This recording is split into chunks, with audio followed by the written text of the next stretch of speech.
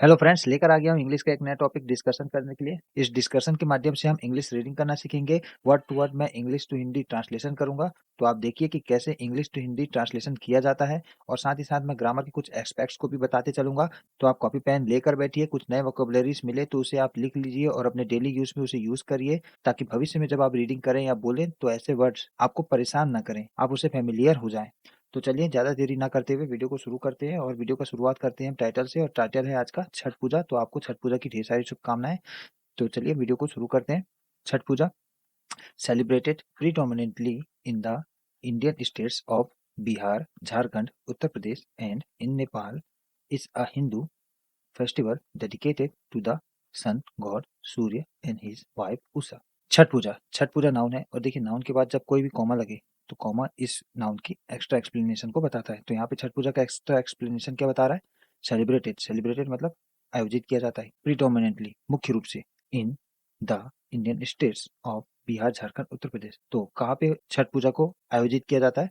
भारत के राज्यों में। कौन से राज्यों में? बिहार, झारखंड, उत्तर प्रदेश और नेपाल में। अब देखिए यहाँ पे देखिए एक और कॉमा लग गया। इसका मतलब है यहाँ से यहाँ तक जो छठ पूजा का एक्सप्लेनेशन था यहीं तक था। अब देखिए, अब यहाँ से पढ़िए छठ पूजा इस अ हिंदू फेस्टिवल।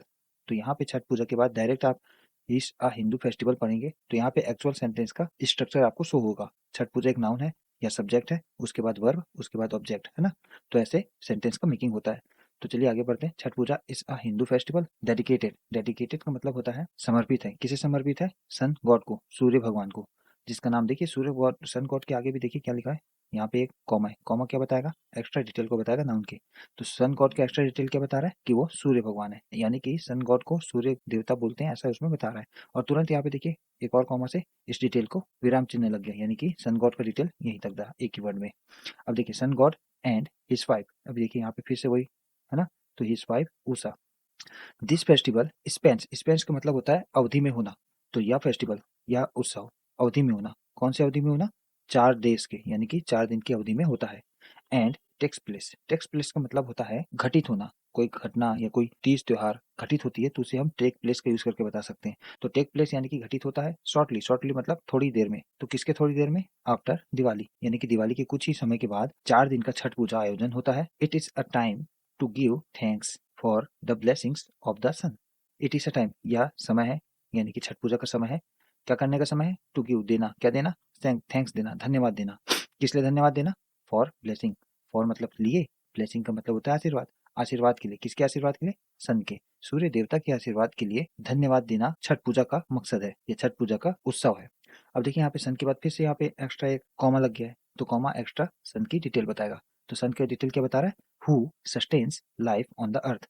सन यानी कि सूर्य देवता, जो सस्टेन करते हैं, चलाते हैं, किसे? लाइफ को, जीवन को। कहाँ पर? ऑन अर्थ में, पृथ्वी पर चलाते हैं। ड्यूरिंग छठ के दौरान devotees also pray for prosperity, health and happiness for their families. During Chhath के दौरान डिवोटीज का मतलब होता है भक्तें, मतलब कि भक्त जो कि ईश्वर की पूजा करता है, उपासना करता है, उसके प्लूरल को डिवोटीज या भक्तों कहते हैं। तो ये जो डिवोटीज है, ये भक्तों हैं, वो आल्सो भी क्या करते हैं? प्रे, प्रार्थना करते हैं। किसके लिए? प्रॉस्पेरिटी, समृद्धि के लिए, स्वास्थ्य के लिए और खुशी के लिए। किसकी खुशी के लिए? अपने परिवार की खुशी के लिए। The festival starts with cleaning up the surroundings as purity is essential to the rituals of Chhath. The festival, कौन सा फेस्टिवल? छठ। अब देखिए यहाँ पे द कभी कभी जब लगता है, आप देखे होंगे द, ए, एन, ये सब जब लगता है ना, तो द किसी विशेष नाउन को इंडिकेट करने के लिए लगाया जाता है। अब हमने छठ पूजा का पहले से उल्लेख कर दिया है, यानी कि छठ पूजा एक स्पेसिफिक फेस्टिवल की अब हमने बात करना शुरू कर दी है, इसलिए यहाँ पे द लगा है। तो द फेस्टिवल यानी कि छठ जो फेस्टिवल है, वो फेस्टिवल, उत्सव, स्टार्ट शुरू होता है किसके साथ? क्लीनिंग अप, साफ सफाई के साथ। द सराउंडिंग मतलब होता है आसपास, आसपास की साफ सफाई के साथ छठ पूजा शुरू होता है। एस, क्योंकि, प्योरिटी, स्वच्छता, इज है, क्या है? आवश्यक है। एसेंशियल का मतलब होता है आवश्यक होना। टू द रिचुअल्स, अनुष्ठान के लिए आवश्यक है। किसके अनुष्ठान के लिए? छठ के अनुष्ठान के लिए आसपास की साफ सफाई आवश्यक है, ऐसा इसमें कहा जा रहा है। The first day is known as Nahay Khay. पहला दिन जाना जाता है, कैसे जाना जाता है?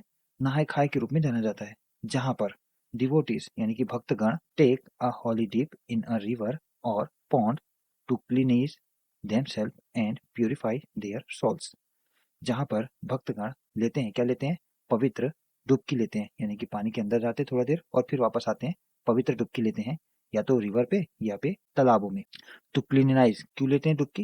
क्योंकि वो स्वच्छ करना चाहते हैं खुद को, और प्योरीफाई यानी कि स्वच्छ करना चाहते हैं अपने आत्मा को। सॉल का मतलब होता है आत्मा। They then prepare simple vegetarian food avoiding onions and garlic which they offer to their families after offering it to the deities. They यानी कि जो भक्तगण है वे तब यानी कि डुबकी लगाने के बाद प्रिपेयर तैयार करते हैं। क्या तैयार करते हैं? सामान्य शाकाहारी भोजन। अवॉइडिंग, अवॉइडिंग मतलब परहेज करते हैं। किससे परहेज करते हैं? ओनियन, प्याज से, और गार्लिक से, अदरक से। तो वो प्रिपेयर करते हैं या खाना बनाते हैं शुद्ध शाकाहारी भोजन, जिसमें प्याज और गार्लिक को उन लोग त्यागते हैं, यानी कि उसे परहेज करते हैं। विच दे ऑफर, विच क्या है? शाकाहारी भोजन है विच। तो शाकाहारी भोजन जिसे भक्तगण ऑफर करते हैं यानी कि चढ़ाते हैं या प्रदान करते हैं। किसे प्रदान करते हैं? अपने फैमिलीज को, अपने परिवारों को। और कब करते हैं? After offering it to the deities. तो पहले ये चढ़ाते हैं भगवानों पे, ऑफर मतलब चढ़ाना, डेटीज मतलब भगवानों पे, देवताओं में। तो ये पहले शुद्ध शाकाहारी भोजन को भगवानों में चढ़ाते हैं, उसके बाद इसे प्रसाद के रूप में अपने परिवारों को भी बांटते हैं। On the second day known as Kharna, devotees observe a day-long fast, breaking it after sunset with a meal of kheer and fruits. On the second day, दूसरे दिन, known as खरना, दूसरा दिन क्या कहलाता है? खरना के रूप में जाना जाता है। डिवोटीज, भक्तगण, ऑब्जर्व, मनाते हैं। ऑब्जर्व का मतलब होता है मनाना। क्या मनाते हैं? डे लॉन्ग फास्ट, यानी कि लंबे दिन का उपवास रखते हैं या उसे मनाते हैं। ब्रेकिंग ईट आफ्टर सनसेट, ब्रेकिंग करते हैं, इस उपवास को तोड़ते हैं। कब तोड़ते हैं? आफ्टर सनसेट, सनसेट के मतलब संध्या काल होने के बाद तोड़ते हैं। किससे तोड़ते हैं? विथ अ मील ऑफ खीर, खीर के भोजन से इसे तोड़ा जाता है। इसे इंग्लिश में राइस पुडिंग कहते हैं। तो ये राइस खीर को खाकर संध्या काल के बाद उपवास को तोड़ा जाता है, और साथ ही साथ फ्रूट भी या फल भी खाया जाता है। The preparation of this meal requires utmost dedication, ये तैयारी, कौन सी तैयारी? खीर बनाने की तैयारी जरूरत पड़ती है। इस खीर बनाने की तैयारी में जरूरत पड़ती है, क्या चीज की जरूरत पड़ती है? अटमोस्ट डेडिकेशन, सर्वोत्तम। अटमोस्ट का मतलब होता है सर्वोत्तम, सर्वोत्तम समर्पण। डेडिकेशन का मतलब होता है समर्पण। तो इस खीर को बनाने के लिए सर्वोत्तम समर्पण की जरूरत होती है। क्यों होती है? क्योंकि एस मतलब क्योंकि it symbolises the cleansing of the body and soul, क्योंकि यह कौन? तैयारी चिन्हित करता है। सिंबलाइजेस का मतलब होता है चिन्हित करता है। क्या चिन्हित करता है? साफ सफाई को। कहाँ की? बॉडी की, शरीर की और आत्मा की। तो ये तैयारी चिन्हित करता है शरीर और आत्मा के पवित्रीकरण की या साफ सफाई की। आफ्टर ईटिंग, खाने के बाद, यानी कि जो खीर है उसे खाने के बाद, दे बिगिन अनदर फास्ट, वे भक्तगण शुरुआत करते हैं एक और उपवास की। दिस टाइम विदाउट वाटर, अब इस समय बिना किसी पानी के, यानी कि पानी पिए बिना ही वो उपवास करते हैं। विच दे विल ब्रेक, जिसे वो ब्रेक करेंगे यानी कि तोड़ेंगे, उपवास को तोड़ेंगे। कब? Only after offering prayers to the setting and rising sun. कब तोड़ेंगे? जबकि वो प्रदान नहीं कर देते। क्या प्रदान नहीं कर देते? प्रार्थना प्रदान नहीं करते। किसे? सेटिंग और राइजिंग सन को, यानी कि ढलते हुए सूरज को और उगते हुए सूरज को। जब तक वो प्रेयर, अपनी जो प्रार्थना है उसे जब तक उसे प्रदान नहीं कर देते, तब तक वो उपवास को नहीं तोड़ते हैं, और ये निर्जला उपवास रहता है। The third day is the most significant, where devotees head out to rivers and water bodies to perform the Sandhya Arghya. The third day, तीसरा दिन, इज है, कैसा है? मोस्ट सिग्निफिकेंट, सबसे महत्वपूर्ण दिन है तीसरा दिन, जहां पर भक्तगण हेड आउट करते हैं। हेड आउट का मतलब होता है कहीं जाना, किसी स्थान विशेष में जाना को हेड आउट कहते हैं। तो भक्तगण जाते हैं, कहाँ जाते हैं? रिवर में, नदी में, या कि किसी वाटर बॉडीज में, यानी कि कोई जल के स्रोत में, जैसे कि तालाब या अन्य छोटी नदी। क्या करने जाते हैं? टू परफॉर्म, परफॉर्म का मतलब यहाँ पे होता है मनाने। क्या मनाने? शाम के अर्घ्य या शाम के प्रार्थना को पूरा करने के लिए, उसे संपन्न करने के लिए या परफॉर्म करने के लिए सभी भक्तगण नदी या अन्य किसी जल के स्रोतों में, तालाबों में जाते हैं। Holding baskets field with fruits, sugarcane, and other offerings, they wade into the water and offer prayers to the setting sun. Holding basket, basket यानी कि टोकनी को रखते हुए, जो कि किससे भरे होते हैं? फील्ड विद, भरे होते किससे? फ्रूट, फलों से, गन्ना से, शुगर केन का मतलब होता है गन्ना, और अन्य चढ़ावों से वो टोकनी भरी होती है। और वे यानी कि भक्तगण wade into the water, wade into का मतलब होता है कहीं चलना, नदियों में चलने को वेड इनटू कहते हैं। और ऐसे वैसे नहीं चलते हैं, यानी कि थोड़ा सा कम गहरा हुआ नदी जो पानी होता है उसमें चलने को वेड इनटू कहते हैं। तो भक्तगण वेड इनटू करते हैं, यानी कि नदी में चलते हैं। एंड ऑफर प्रेयर, प्रार्थना प्रदान करते हैं। किसे प्रदान करते हैं? ढलते हुए सूरज को। एस नाइट फॉल्स, जैसे ही रात होती है, फॉल्स का मतलब यहाँ पे होता है रात का होना, जैसे ही रात होती है, सॉन्ग्स डेडिकेटेड टू छठ मैया, the goddess associated with Chhath, field the air and families gather around two support the devotees. जैसे ही रात होती है, गाने समर्पित होते हैं किसे? माता छठ को, जो कि क्या है, देखिए यहाँ पे फिर से एक्स्ट्रा कॉमा लगा, यानी कि माता छठ के ऊपर और डिटेल बता रहा है, जो कि गॉडेस है, यानी कि देवी है। किसकी देवी है? छठ की संबंधित देवी है। तो ये जो सॉन्ग चलते हैं छठ मैया से रिलेटेड, यानी कि छठ मैया से समर्पित, वो हवा में घुल मिल जाते हैं।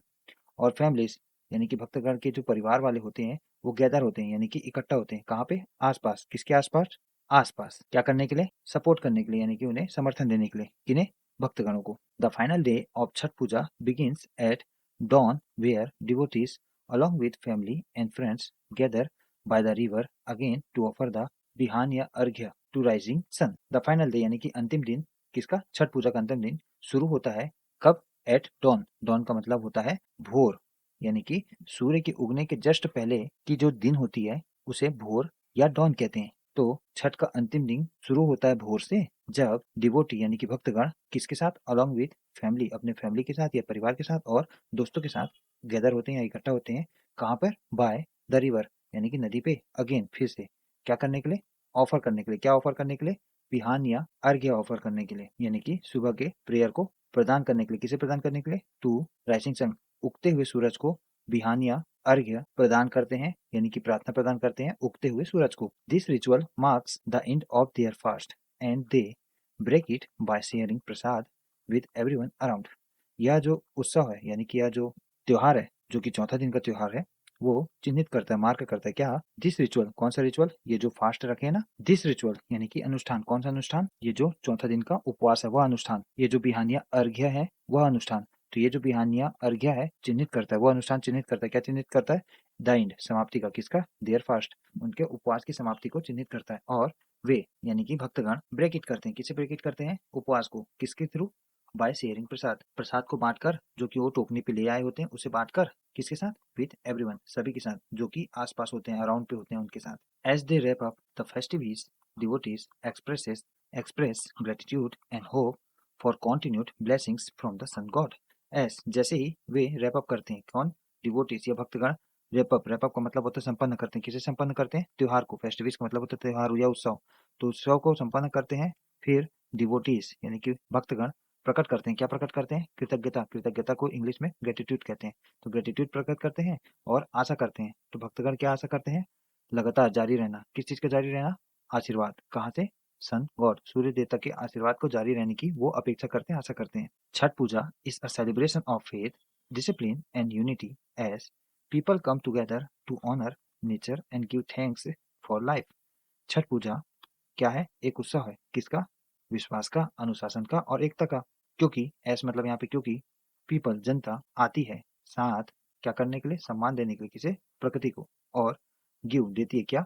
धन्यवाद। किसके लिए? लाइफ के लिए या जीवन के लिए। तो जीवन के लिए धन्यवाद देना और प्रकृति का सम्मान करने के लिए सभी जनता इकट्ठा होती है। द रिचुअल फील्ड फेस्टिवल यानी कि अनुष्ठान से भरे हुए उत्सव में रिफ्लेक्ट करता है, यानी कि प्रतिबिंबित करता है क्या? गहरा रिस्पेक्ट, गहरा सम्मान फॉर किसके लिए? द नेचुरल वर्ल्ड, प्राकृतिक दुनिया के लिए। एंड पुष्टि करता है, रिफर्मिंग का अर्थ होता है पुष्टि करना। क्या चीज पुष्टि करता है? जनता के भक्ति को। डिवोशन का मतलब होता है भक्ति को, जो कि वो किसके लिए करते हैं? सूर्य देवता के लिए। अब देखिए यहाँ पे सूर्य देवता के लिए फिर से यहाँ पे एक कॉमा लगा, यानी कि सूर्य की एक्स्ट्रा इसमें डिटेल बताई गई है। अब सूर्य की क्या डिटेल बताई गई है? Upon whom all life depends, जिस पर, whom मतलब जिस पर सभी जीवन निर्भर होते हैं, यानी कि सूर्य के ऊपर सभी जीवन निर्भर होते हैं। तो ये था फ्रेंड्स आज का इंग्लिश डिस्कशन। कैसा लगा आपको डिस्कशन? हमें कमेंट में जरूर बताइए। और आपको छठ पूजा की ढेर सारी बधाई और दिवाली की भी ढेर सारी बधाई। तो मिलते हैं आपसे एक नई वीडियो और एक नए इंग्लिश डिस्कशन के साथ। तब तक आप खुश रहिए और बड़े सपने देखते रहिए। जय हिंद।